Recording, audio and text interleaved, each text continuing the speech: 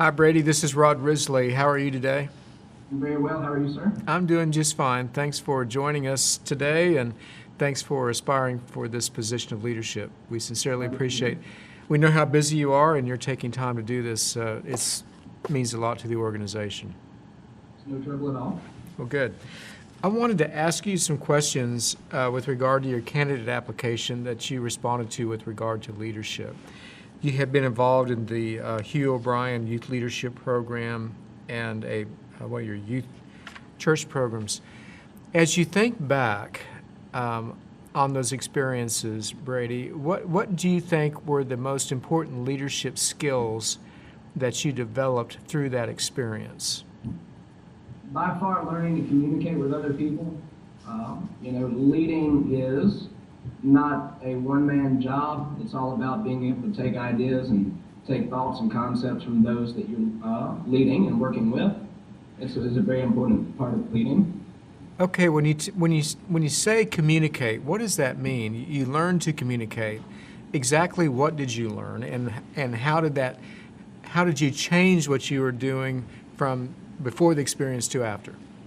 Well, communicating, many people believe, that talking, what you and I are doing, along with communicating, but it's mainly being able to take the ideas that are exchanged and mentally in your own mind and in your own head, being able to understand what someone else is telling you and add it to this perspective.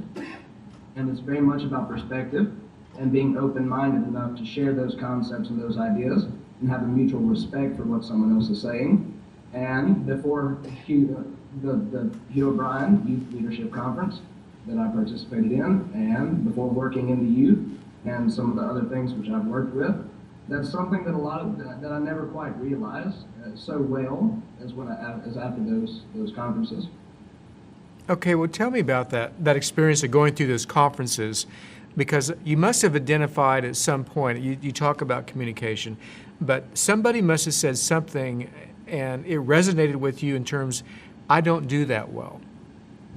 Was there anything beyond communication?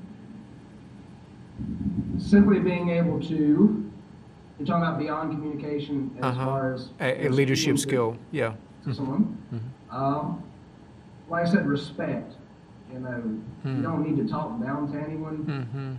And I think a lot of people who are put into a leadership position, and maybe not a lot of people, maybe not as often as people think, can get this air about them perhaps. And it's very important to be able to avoid that and to be able to look at someone as an equal, because you are equals. At the end of the day, when everything is said and done, you're helping someone else to reach their goals just as they're helping you to reach your goals.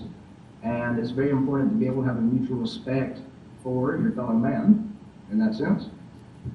Yeah, I hear you saying two things. I hear you saying it's important to have a broad perspective, and it's important to have respect of others. So how do you develop that empathy? That's what I'm hearing you say. How do you develop that empathy and understanding that that's a very important part of leadership? In particular through Hobie, which you had mentioned, service. Hobie is all about service, and of course, as is Theta Kappa. And we would go out and we do these service projects in the community where it may be any number of environments that you may be working with, any variety of people you may be working with. And communication is a huge aspect of that. And so empathy, which you said, takes you, and like I said about perspective, you've got to be able to put yourself in someone else's shoes, which is not so easy to do until you've helped someone. And to work with somebody and been among people who, need help and appreciate help. And after you've worked with people in that respect, in that perspective, then you get a much better idea of what your mission becomes as a leader, which is essentially you're a leader and you're also a servant at the same time. It's two words that may seem rather oxymoronic when put together, but it's the perfect coupling. Okay, thank you. That was well stated. Okay, lightning round. You ready? Yes, sir. All right. A sunny beach or mountains? Mountains. Super Bowl or World Cup? World Cup. Nerd Nation or Honors Institute? Nerd Nation. Harry Potter or Lord of the Rings? A. Potter. Okay. Fiction or nonfiction? Nonfiction. Cat or dog? Dog. Morning person or night owl? Morning person. Sweet or savory? Savory. Stephen Hawking or Einstein? Stephen Hawking. Stephen Hawking. That's good. Well, you did a great job. Thank you with your answers. We've already run out of time. It passes so quickly. So thank you for letting us know a little bit more about you and gaining insight.